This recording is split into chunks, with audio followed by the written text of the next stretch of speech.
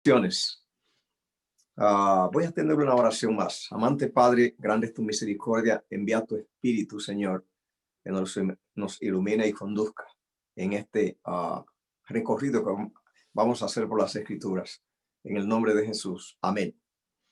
Pues el tema que tenemos para compartir hoy es, voy a tratar de decirlo de algunas maneras, es el papel de la intercesión en el plan de Dios, el papel que nosotros jugamos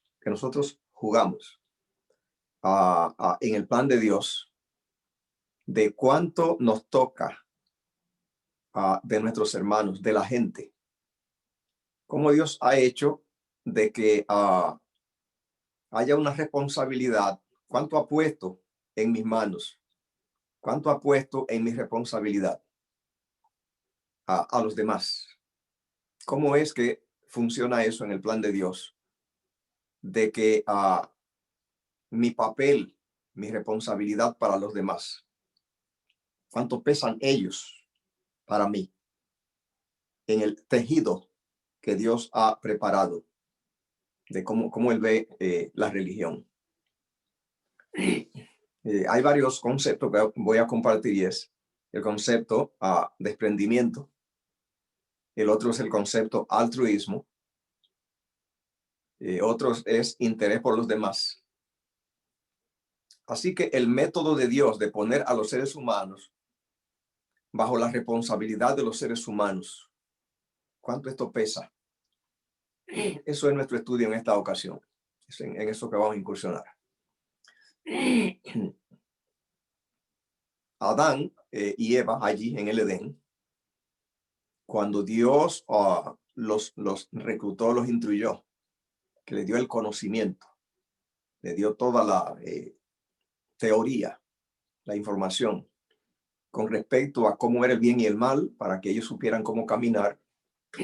A veces lo comparo con esto de manejar vehículos, de que en la escuela allí pues te instruyen y de todo. Y un día te dan ya un permiso, una licencia, y ahora tienes que salir y tienes tú que arreglártela en el volante. Y hay muchos peligros en el camino, millones de gente mueren de accidentes o son golpeados, y porque todo lo tenemos en nuestras manos. Y entonces lo que estamos mirando hoy, lo que quiero que miremos hoy, cuánto en todo esto, qué lugar ocupan los demás. Ocupan mucho lugar. Lo que ocurre es que cada vez que, aún si es que hay accidentes, la gente manejando o en la carretera, mucha gente sufre cuando hay un solo accidente. Si un padre de familia sufre, la esposa y los hijos, sufre mucha gente, toda su entorno familiar. O sea que hay un tejido en el asunto de la vida humana. ¿Cómo funciona esto? ¿Cómo es que Dios maneja esta situación? Podemos ver el método de Dios de gobernar. El método de Dios de gobernar, de administrar a la humanidad en una forma descentralizada, dejando mucho a cada uno, a cada persona. Dios no pensó en tener títeres, sino aliados, amigos. Lo que pensó fue en desarrollar, elaborar un proyecto a donde cada persona sea un equipo.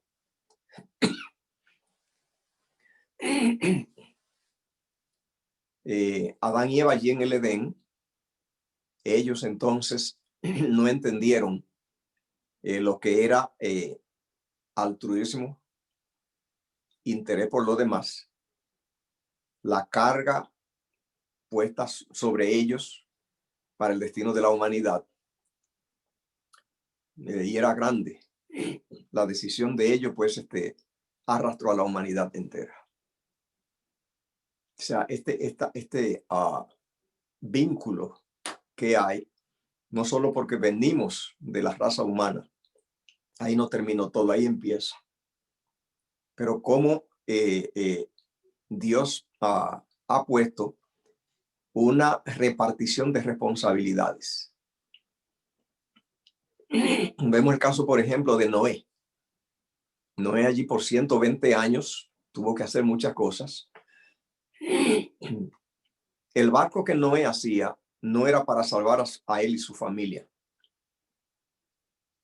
El barco que Dios puso a Noé para que hiciera era para que predicara un mensaje. Noé se le echó sobre sus hombros a la raza humana de su tiempo. Y entonces Dios se buscó esa manera. Dios tiene tantas maneras pedagógicas como él enseñar y hacer sus cosas. Y entonces, pues Noé allí cortando troncos y preparando aquello allí era predicando. Dios pudo mandar ángeles del cielo para que hicieran eso, seres de otras regiones. Pero se lo pone todo en el hombro a Noé y por 120 años Noé, entonces predica. Y se salva él y su familia y la raza humana. Así que tenía entonces tenía Noé en sus hombros. Le echaron mucho, porque le echaron toda la raza humana desde el principio hasta él y le pusieron sobre sus hombros la raza humana de él hasta el fin. Porque ahora ya vemos que es de Noé que se llenó la tierra. Entonces Noé tenía una carga grande. Si Noé no obedece, la raza humana termina allí. Entonces tenía una carga grande porque ha pasado muchas cosas de Noé hasta acá. Y todo eso que ha pasado es por la cooperación de Noé. Porque él fue obediente e hizo el arca y se salva. Entonces salva a la especie. Y mire cuánta gente hemos tenido y cuánta lo compleja de la historia. Es porque Noé aceptó en sus hombros la responsabilidad de salvar a esa gente desde el principio hasta él. Y con su fe también y su supervivencia. Salvar a la humanidad, es decir, sí, salvar a la humanidad de él hasta el fin. Una carga grande en la espalda. Así que entonces dice Hebreos 11:7, por la fe Noé, cuando fue advertido por Dios acerca de cosas que aún no se veían, con temor preparó el arca en que su casa se salvase. Y por esa fe condenó al mundo y fue hecho heredero de la justicia que viene de la fe. Así que vemos allí eso, de que primeramente condenó al mundo, o sea, al mundo desde el principio hasta él, lo condenó. Y luego también salvó con su supervivencia y con su ejemplo. Le dio los dos ingredientes, que fue la supervivencia física y también el mensaje de la salvación en un solo paquete. Y de hecho, pues condenó al mundo hasta el fin. Porque Cristo dijo que su venida iba a ser como en los días de Noé. Así que entonces es un peso grande que Dios ha puesto en los hombros de la gente, grande para la humanidad. ¿Por qué ha habido tanto problema? Ha habido tanto problema. Uno de ellos es por el egoísmo, porque Adán y Eva no miraron a distancia. Cayeron en el problema de ser de una visión corta, de mirar las cosas que pasan allí en el entorno. Y era más amplio la carga de ello, era hasta el fin del tiempo. Noé tuvo más visión. Dios pone en los hombros suyo y mío la salvación de la humanidad. Ha habido problemas con eso porque demasiada gente creyente no sabe eso y se dedica a ver cuánto puede hacer para sí mismo. Y entonces no expande manera de accionar la influencia. Y todo lo que hacemos simplemente tiene una influencia cósmica. Por poco que sea, un vaso de agua que no tomamos. Mucha gente ha muerto por falta de un vaso de agua. Y al morir, ha hecho un daño grande porque esto de repente todavía podía casarse, tener hijos, y esos hijos hubieran estado hasta el fin en reproducción, o vivía para dar un consejo, o alguien lo necesitaba. Esto no se va a entender mucho hasta donde yo veo la situación de ver cómo Dios ha dejado que sobre los hombros de la humanidad, pese la humanidad, la mayoría de los creyentes cree que Dios es el que se echó sobre los hombros la existencia de la humanidad. Que no somos nosotros. Por eso entonces hay millones de personas que creyendo eso, que Dios es el que lleva sobre los hombros la suerte de la humanidad, y ellos no se echan nada encima. Y son gente consagradas estériles, gente consagradas parásitas, improductivas, dedicadas a Dios sin servir a nadie. No sabían que sobre los hombros de ellos está el destino del mundo. Creían que es sobre los hombros de Dios. Dios ha dejado sobre los hombros del mundo el destino del mundo. El Salmo 82 nos dice, por ejemplo, que Dios le dio al hombre un lugar muy grande, un lugar administrativo, hasta el punto de llamarle Dios. O sea que Dios no titubeó en llamarle dioses a los hombres, debido a que lo creó a su imagen y semejanza, número 1, y número 2, porque pensaba que ellos harían un equipo con él para la administración de la tierra. Cuando eso no se entendió, la tierra sucumbió, se llenó de ruina y de sufrimiento.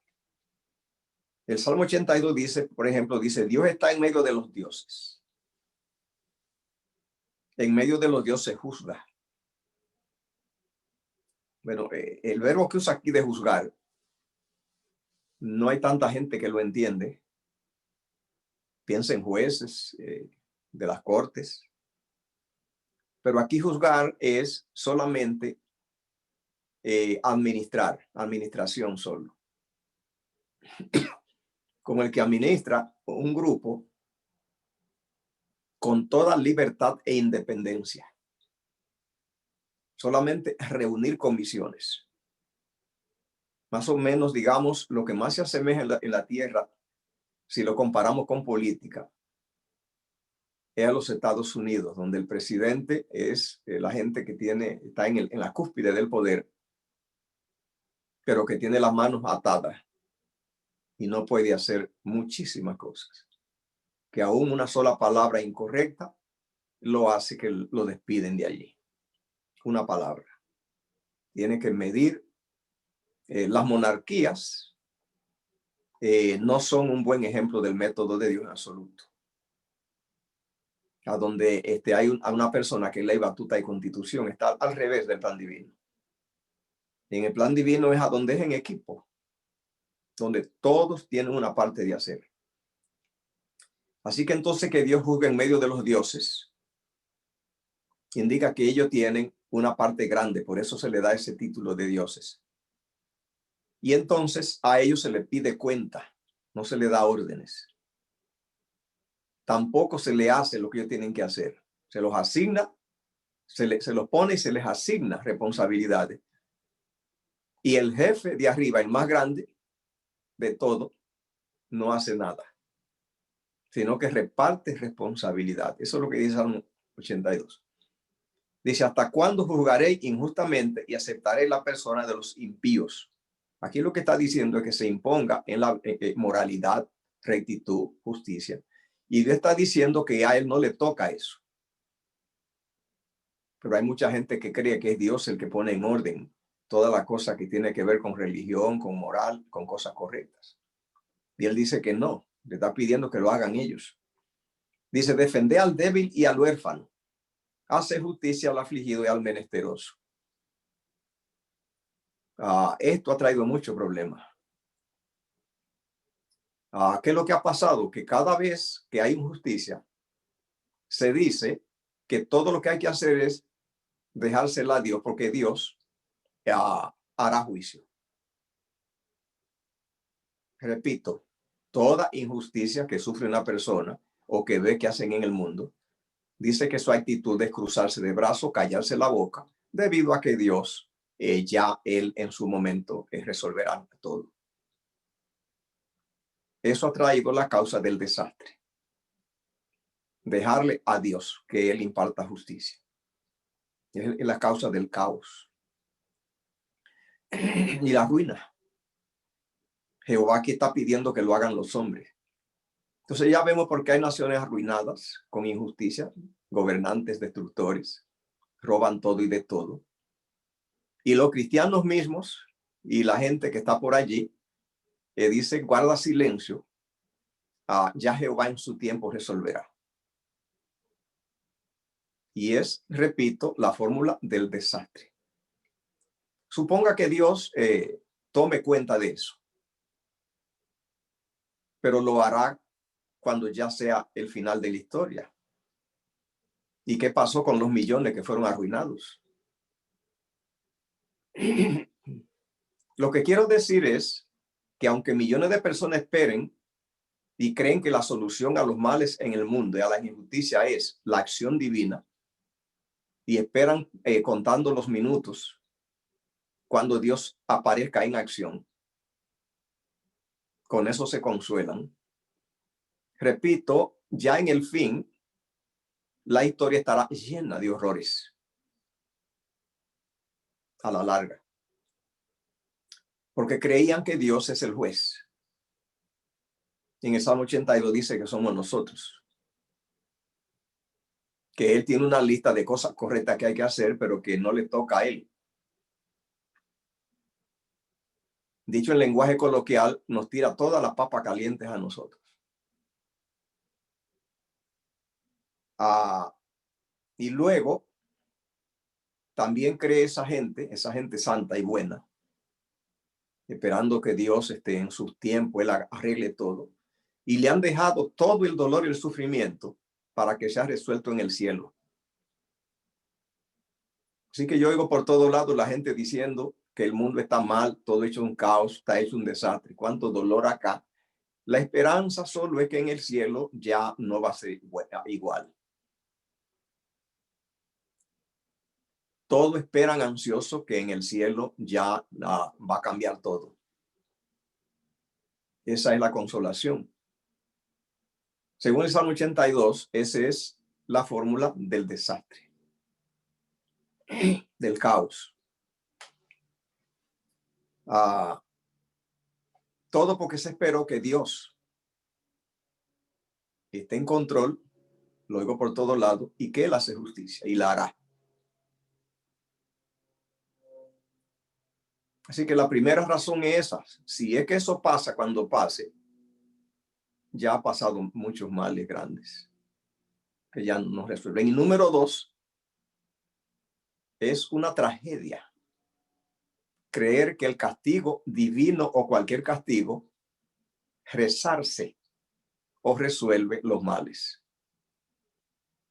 Es una locura. Suponga usted que viene un individuo y mata a alguien. La gente espera que se haga justicia. ¿Qué? 30 años, la pena de muerte.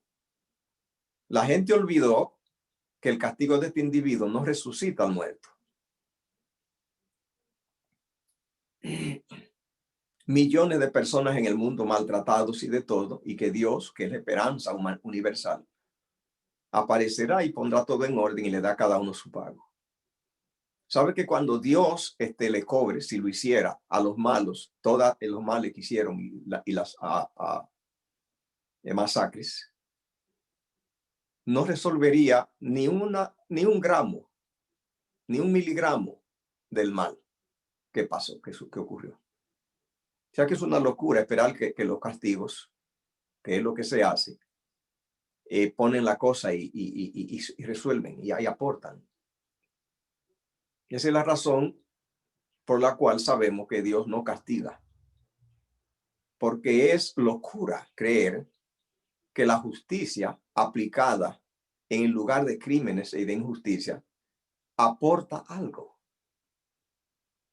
No aporta nada. Esa es una de las razones por la cual Dios, hay otras razones, pero es una por la cual Dios estableció el perdón de las ofensas. Es una de ellas. Porque la reacción a un mal no arregla nada. Lo que se consuelan con la reacción de las autoridades o de Dios al mal es persona completamente, por lo menos ingenua en extremo. Nada se arreglará. Jehová lo ve desde otra perspectiva. Él lo que dice es que se evite, que se accione, que se actúe. Entonces, esta religión que ha dejado y la gente toda está bueno allí, espera todos los males tranquilo y se consuela que Dios va a resolver. Bueno, ellos, sea ingenuamente o como sea, son los culpables de todo el mal que ha pasado. Así que dice el versículo: defender al débil y al huérfano, hacer justicia al afligido y al menesteroso, librar al afligido y al necesitado, librarlo de la mano de los impíos. ¿Por qué los santos y la gente buena no se meten en esta cosa y no enfrenta al mal? Son varias las razones. Una de ellas es porque Dios se encargará. Repito, si es que lo hiciera en el fin, ¿qué es lo que resarciría a las masacres? Dice allí, librarlo de la mano de los impíos. Bueno, la gente cree en Dios, cree que Dios se encargará de eso. Aquí está pidiendo que lo hagamos nosotros. Él dice, sigue diciendo, no saben, no entienden, andan en tinieblas, tiemblan todos los cimientos de la tierra. ¿Cuáles son los cimientos de la tierra? Nosotros. La tierra está parada sobre la gente, sobre nosotros. Y dice, vosotros dioses sois, todos vosotros hijos del Altísimo. Ese es el título que Dios nos ha dado. Dice, pero como hombre moriréis y como cualquiera de los príncipes pereceréis. O sea, siendo ustedes hijos de Dios, van a morir como chusma, como basura. Porque ustedes creían que Dios tenía en las manos ese negocio y lo estaba resolviendo. Es mentira. Y dice el último versículo, levántate, oh Dios, juzga la tierra porque tú heredarás todas las cosas. Ese Dios que está llamando que se levante y juzgue la tierra allí, es al hombre, al mismo del versículo 1. Jehová es consistente consigo mismo y él no se va a levantar nunca él para cambiar su receta como él la diseñó.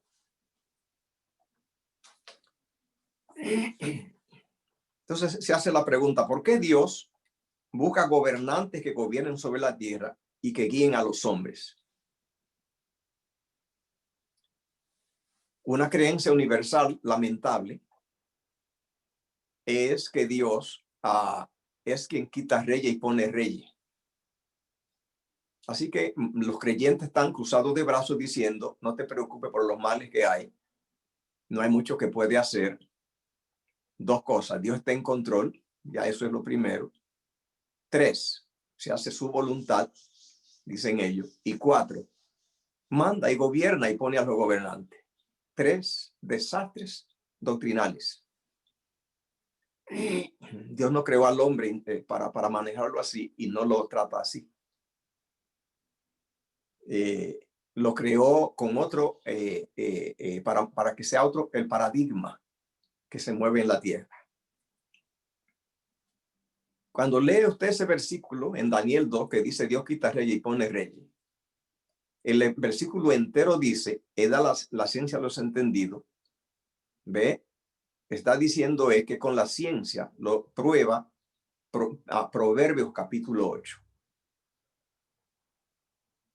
Que allí dice la sabiduría, Proverbios 8 dice, yo soy la sabiduría, por mí reinan los reyes e imparten administración o gobierno los príncipes de la tierra.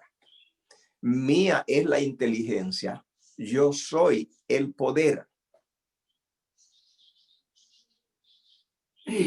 O sea que en la tierra tiene poder el que sabe. Pero como la tierra está envuelta en manos de Satanás, lo dijo Jesús, lo dijo Pablo, Cristo le llamó a Satanás el príncipe de este mundo y Pablo el Dios de este mundo. Cuando Satanás tentó a Cristo en el desierto y le dijo, todos los reinos del mundo a mí me son dados, la gente dice, él es muy mentiroso. Eso es verdad. Los gobernantes de la tierra le han dado su poder a Satanás. ¿Por qué Dios no hace nada? Hemos oído muchos estudios acerca de esto, la libertad. Y lo que estamos viendo hoy es que Dios simplemente al hombre lo ha creado. Y el plan que tiene de relacionarse con el hombre es que el hombre tenga un gran papel en la administración de la vida y de las cosas. Queda claro que aunque millones de personas caen en el error de resignarse a la voluntad de Dios frente a la injusticia política, social, familiar, laboral, Satanás es el autor de esa receta. Porque necesita conseguir herramientas para él poder hacer lo que quiere.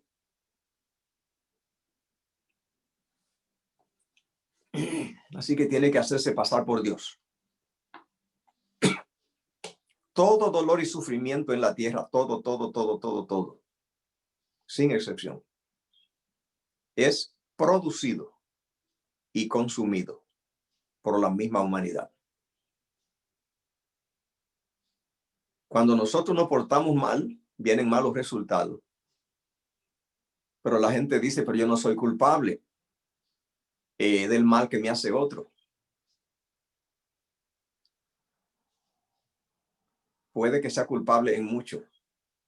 La mayoría de los accidentes, cuando otro es el que me da, la mayoría, usted y yo no tomamos las medidas correctas para evitarlo. Pero aún hay algún porcentaje que yo no podía evitarlo. Pero no fue Dios. Tenemos que entender que no fue Dios. Pero dentro de nuestro tema de hoy, ¿qué puedo yo hacer por un borracho que anda en la carretera? Le tengo una buena noticia. Dios cree que puedo hacer. Dios cree que el mal que hay en la tierra, yo soy culpable en mucho. Dios cree que hay muchísimos drogadictos, ladrones, violadores, que si yo hubiera sido más diligente, no lo fueran. Que yo he pasado demasiadas horas, o usted, todos, muy atado a las migajas personales y no sabiendo que la humanidad está sobre mis hombros y que no he ido y no hemos ido mucho a salvar a la gente y que hay mucha pandilla, vicio, prostitución, violencia, demencia, enfermedades por allí.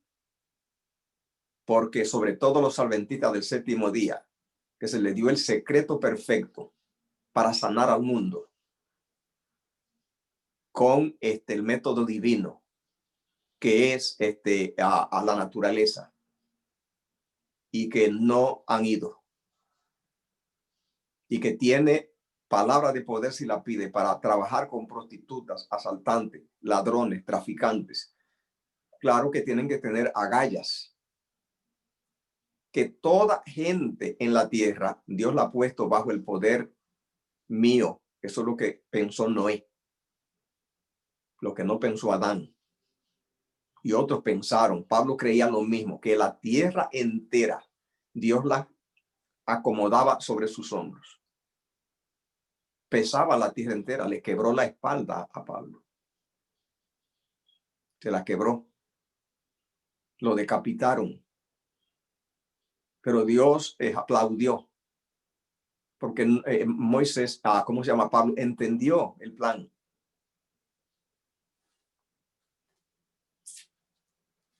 En la experiencia de Abraham con Sodoma y Gomorra, vemos algo manifestado de esto.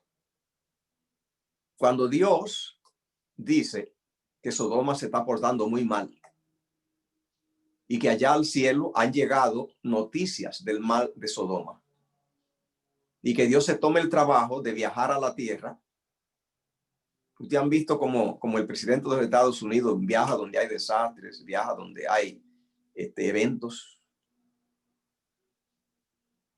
Y Dios viene a la tierra para discutir esa situación y no la maneja desde el cielo. ¿Por qué no? Por el asunto de cuánto él cree que la gente de la tierra acá le toca saber de eso y involucrarse. Y viene y lo discute con Abraham. Y Abraham hace su papel. Por eso fue llamado amigo de Dios. Abraham se alarmó cuando Dios le dijo eso. Y entonces creyó que debía advertir a Dios de cómo iba a actuar. Y a Dios le gustó. Dice Génesis 18:23. Se acercó a Abraham y dijo a Jehová, lo voy a decir con mis palabras. Temo que tú no estás pensando en destruir al justo con los impíos. Yo te sugiero que tú no hagas de esa manera. Yo creo que no es correcto que haga morir al justo con el impío. No me gusta la idea de que tú vayas a tratar al justo como si fuera impío. ¿Sabe qué cosa? Te propongo que no lo hagas. Creo que el juez de toda la tierra debe hacer lo que es justo.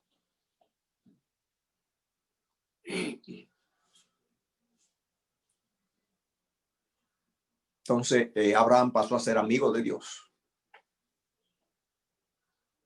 ¿Por qué? Porque Dios vio que Abraham entendió que tenía un peso, una carga de la humanidad encima. Cuando Dios encuentra personas que la humanidad no está sobre sus hombros y no le importa, Dios le pregunta como a Caín, ¿dónde está tu hermano?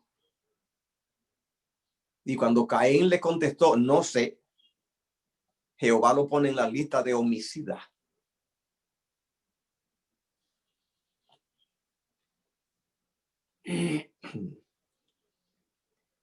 En Éxodo 3, 9 y 10, Moisés quedó muy confundido con Jehová. No solo porque Moisés, según su perspectiva, no tenía condiciones para ir a Faraón. Faraón era el hombre más poderoso del mundo. Y era una palabra grande ir para llegar a la frontera, a la presencia de Faraón, pero no eso, pero para ir a exigirle. Simplemente se necesitaba pantalones. Pero a Jehová le gustó que Moisés se puso esos pantalones. La pregunta es, ¿por qué no lo hace Dios? Moisés allí se preguntó eso. Si tú te importa tanto Israel, yo no entiendo por qué yo tengo que estar, yo soy de Israel.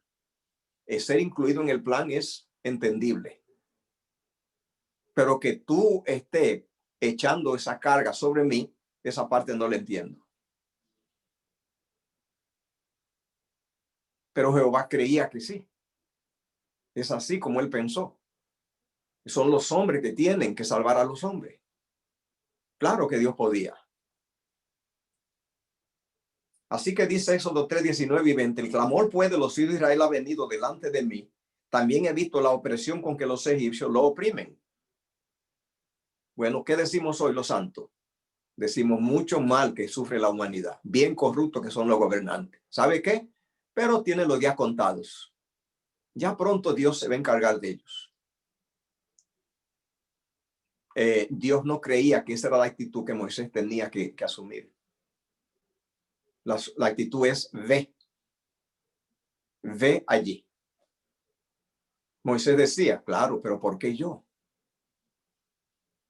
Jehová dice dos cosas. Número uno, no podemos esperar que Israel sea masacrado esperando el juicio final. Repito, porque en el castigo allí no se va a resolver las masacres. Y dos, que los hombres son los que tienen que agarrar esas situaciones. Eres tú. Ve por tanto ahora y te enviaré a Faraón para que saques a mi pueblo de Egipto, a mi pueblo, los hijos de Israel. En el desierto, Éxodo 32, 7 y 8, Israel allí se hizo un becerro de oro. Y eso hizo que Israel se salió de la sombrilla del espíritu refrenador de Jehová. Se le salió, se quedó fuera. Es como cuando hay una zona de guerra. Y entonces el país o la ciudad está dividida entre facciones. Así está la tierra. Está dividida en facciones. Dios tiene un territorio y Satanás otro. El territorio de Dios se cubre con los mandamientos de Dios. Y la gente que viola los mandamientos, entonces se sale fuera a otro territorio, donde Dios no tiene jurisdicción. Así pasa con todos los pecados. Así que entonces Jehová le dice, preocupado a Moisés, Israel se me fue de la mano y se salió al territorio donde yo no tengo incursión, donde yo no opero. Eso es lo que dice allí, Éxodo 32, 7 y 8. Entonces Jehová dijo a Moisés, anda, desciende, porque tu pueblo que sacaste de la tierra de Egipto se ha corrompido. ¿Cómo le llama Jehová al pueblo? Dice que tú sacaste. ¿Por qué Jehová le dice a Moisés que ese Israel fue el que él sacó? Porque hubo un pueblo que Jehová sacó. Porque Jehová lo sacó con maravillas, lo sacó con señales. Pero ahora ya no es el pueblo de Dios. Este es el pueblo ahora que ya Dios no puede operar encima de él porque está en el otro terreno, que a él no le toca allí.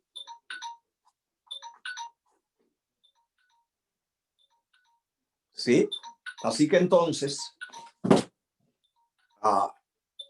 tenemos allí que Jehová le dice a Moisés, el pueblo que sacaste simplemente de Egipto. Jehová le dice a Moisés,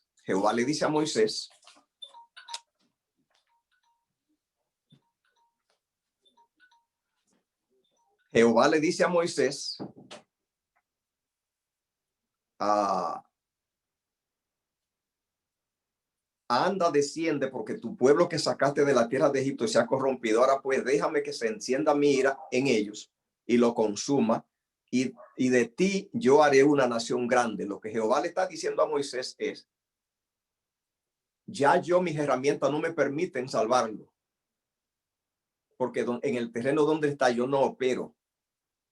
La única opción que me queda es ya que caiga sobre ellos mi ira. ¿Cuál es la ira de Jehová? La de Romanos 1. ¿Qué dice Romanos 1, 24, 26, 28? Que la ira de Jehová, Romanos 1, 18, se revela desde el cielo. Y se revela, dice, y los entregó a pasiones desordenadas, los entregó a inmundicia, porque ellos no tuvieron en cuenta a Jehová, los entregó. Y entregarlo significa ya se me fueron de las manos. Eso tiene una destrucción automática, instantánea. Las cosas no salieron tan mal, porque Moisés se hizo cargo del pueblo.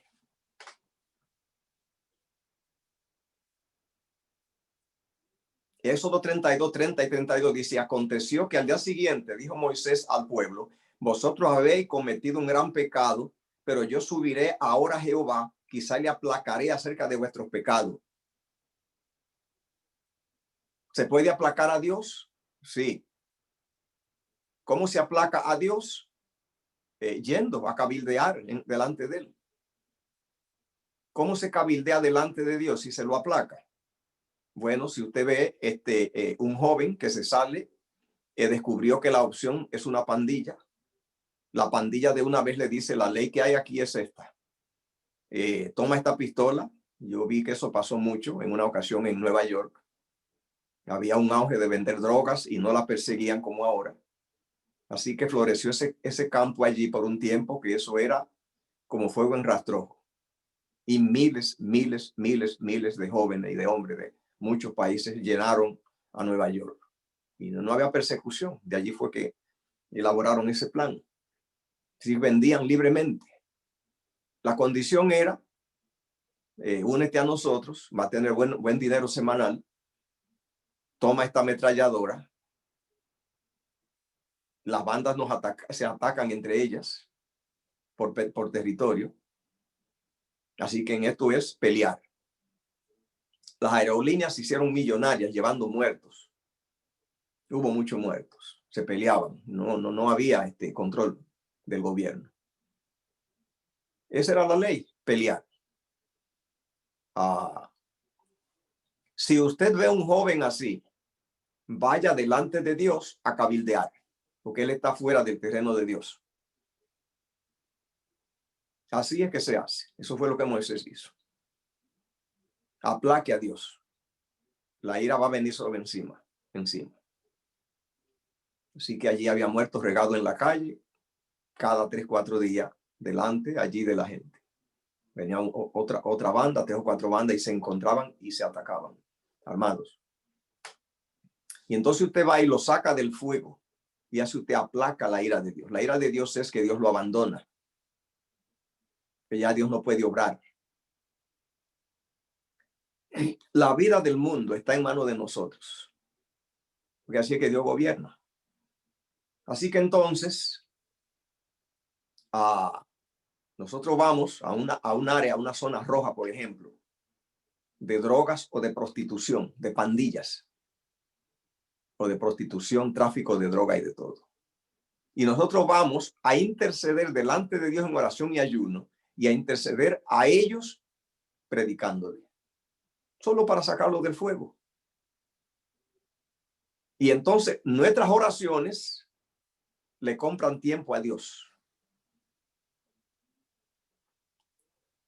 Dios protege y cuida a los ladrones, traficantes, prostitutas, atracadores, matones por encargo, si nosotros le pedimos en oración que lo haga. Así que entonces, sigue diciendo el versículo aquí en Éxodo 32, 31. Entonces volvió Moisés a Jehová y dijo, Te ruego pues que este pueblo ha cometido un gran pecado porque se hicieron dioses de oro, que perdones ahora su pecado, y si no, tráeme ahora de tu libro. Y Jehová dijo, como tú no has hecho nada para que te saque del libro, así que no te saco. Y por uno que esté en mi libro, que se haga cargo de un pueblo malo, protejo al pueblo. Así que en Israel, Moisés dijo a Dios, yo soy el que determino cuándo le pase algo a la gente de Israel, porque ya están bajo mi cuidado, a los malos. Número 18, número 16, 8 al 10 dice, cuando se levantaron Coré, Datán y Abirán contra Moisés. Dice allí, dijo Moisés a Coré, oíd ahora, hijo de Leví. Ellos eran levitas todos, levitas, pero ellos querían el sacerdocio. Y Jehová estableció que todos los levitas eran una tribu dedicada a trabajar en el culto, en el templo, pero no en el sacerdocio, sino que solamente los hijos de Aarón podían ser sacerdotes. Todos los demás levitas eran para trabajar en la religión, en el culto, en el templo, pero no en el sacerdocio. Y ellos eran levitas, pero no eran ni Aarón ni hijos de él. Por lo tanto, ellos querían el sacerdocio. Así que entonces se salieron del paraguas de Jehová. Eso es lo que dice allí. ¿Os es poco que Dios de Israel os haya apartado de la congregación de Israel, acercándoos a él para que ministréis en el servicio del tabernáculo de Jehová y estéis delante de la congregación para ministrarle, y que te hizo acercar a ti y a todos tus hermanos, los hijos de Leví, contigo? ¿Procuráis también el sacerdocio? Así que el levantamiento de Coré, Datán y Abirán era por el sacerdocio, que Dios había dicho, no todo levita va a ser sacerdote, sino solamente Aarón y sus hijos. Esa fue la rebelión de Coré. Entonces, número 16, 1 y 2 dice así. Coré, hijo de Izar, hijo de Coa, hijo de Leví, y de Datán y Abirán, hijo de Eliá, y Ión, hijo de Pelé, de los hijos de Rubén, tomaron gente y se levantaron contra Moisés con 250 varones de los hijos de Israel, príncipe de la congregación del consejo, varones de renombre. 250 se levantaron en la rebelión de Coré. Y dice números 16, 20 al 22. Jehová habló a Moisés y a Aarón diciendo, apartado de entre esta congregación y lo consumiré en un momento, le dijo Jehová. ¿Por qué le dijo eso, apartaos? Porque mientras ustedes están allí, no puedo llegar allí porque ustedes lo están cuidando, lo están protegiendo. Si ustedes los abandonan, la ira de Dios le cae. Por lo tanto, apártense para que la ira de Dios le caiga, dijo Jehová. ¿Qué hicieron Moisés y Aarón? Se postraron sobre su rostro y dijeron, Dios de los espíritus de toda carne, ¿no es un solo hombre el que pecó? ¿Por qué airarte contra toda la congregación? Así que entonces Moisés y Aarón son consejeros de Dios. Y le dicen, ¿sabe qué cosa? No nos vamos a apartar de ello, sino solamente de lo que nosotros creamos que deben morir. Y Jehová, así es que funciona. ¿Ve? Así que entonces cuando ellos se apartaron, cuando se le mandó a Coré, Datán y Abirán con su familia, no 250 príncipes con su familia, pero solamente unas 6 personas con su familia. Entonces Moisés hizo una oración y le dijo, no acepte su ofrenda. Y en ese momento se abrió la tierra y se los tragó. La humanidad Jehová la dejó en manos nuestras. Por eso fue que Jehová Dios insistió con Josué para que introdujera a Israel a la tierra. Le dice en Josué 1:6, esfuérzate y sé valiente, porque tú repartirás a este pueblo por heredad la tierra de la cual juré a su padre que le daría a ellos. Dios podía hacerlo, pero la manera como Dios ha pensado de la humanidad es que tú y yo, la humanidad, es la que tiene que salvar a la humanidad. La Biblia trata otro tema donde fue salvado por personas la nación de Israel y fue con Esther. En Esther 4, 15 y 16 dice así. Esther dijo que respondiesen a Mardoqueo: ve y reúne a todos los judíos que se hallan en Susa, ayuná por mí y no comáis ni bebáis en 3 días, noche y día. Yo también con mi doncella ayunaré igualmente, y entonces entraré a ver al rey, aunque no sea conforme a la ley. Y si perezco, que perezca. Recuerde que en la Biblia hay unos libros especiales que son dedicados a comportamientos especiales. Por ejemplo, tenemos el libro del Cantar de los Cantares, que no menciona el nombre de Dios ni una vez, porque es dedicado al amor erótico entre un hombre y una mujer. En el libro de Esther no está el nombre de Dios ni una vez, porque es dedicado al heroísmo humano. Llama la atención que el libro de la Biblia, el único tratado del heroísmo humano, es dedicado a una mujer, donde se creyó que nosotros los hombres éramos la gente fuerte.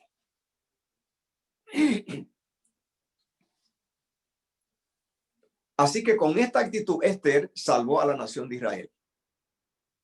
Si el rey allí le niega el permiso de entrada, era de una vez condena a muerte y todo el proyecto, de ella y de todo el proyecto, que era la nación de Israel, que ya había Amán pagado, dado dinero al rey, o tenía dinero allí para darle al rey comprando a la nación de Israel para que la mataran.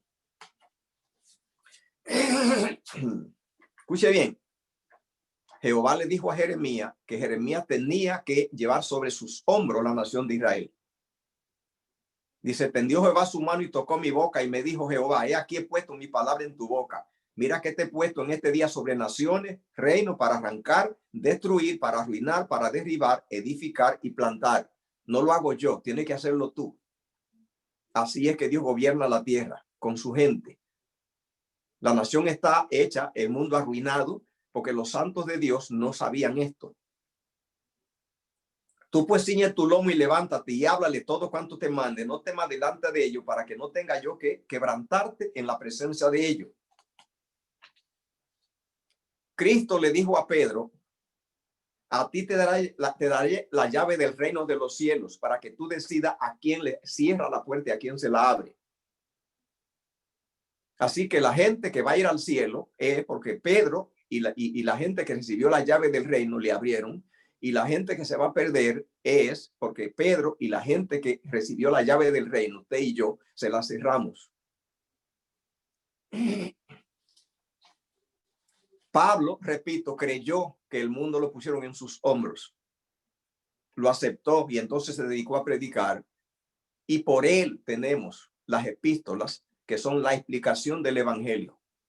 Los evangelios en la Biblia narran los hechos y dichos de Jesús, pero quien explica el evangelio es Pablo. Así que él salvó al mundo. ¿Ve? Así que, mis queridos hermanos, tenemos que entender esto. Mire lo último que dice, lo último que voy a tratar de esto aquí. Escuche bien, esto es.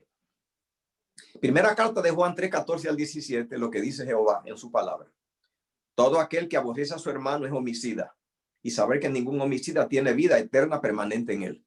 ¿De qué está hablando? Homicidio. Bueno, ¿será que busque un revólver, que le dé un tiro? No, aquí no dice eso. Dice, en esto hemos conocido el amor, en que él puso su vida por nosotros. También nosotros tenemos que poner nuestra vida por los hermanos.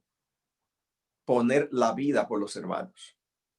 El que tiene bienes de este mundo y ve a su hermano tener necesidad y cierra contra él su corazón, ¿cómo morará el amor de Dios en él? Poner su vida. Entonces Pablo cumplió, puso su vida. Pedro cumplió, puso su vida. Esteban cumplió, puso su vida. Eso es lo que Dios pide. Pero no es poner la vida porque esta gente puso su vida. Allí lo mataron.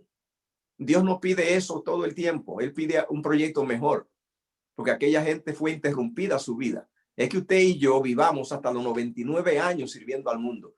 Eso a Dios le gusta más.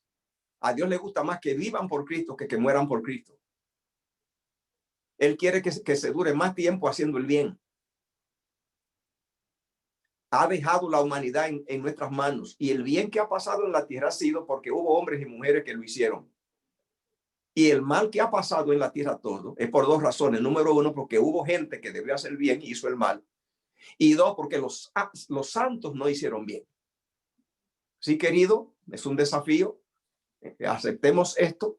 Dios está ahora solo esperando qué va a ser el pueblo profético del fin por la humanidad.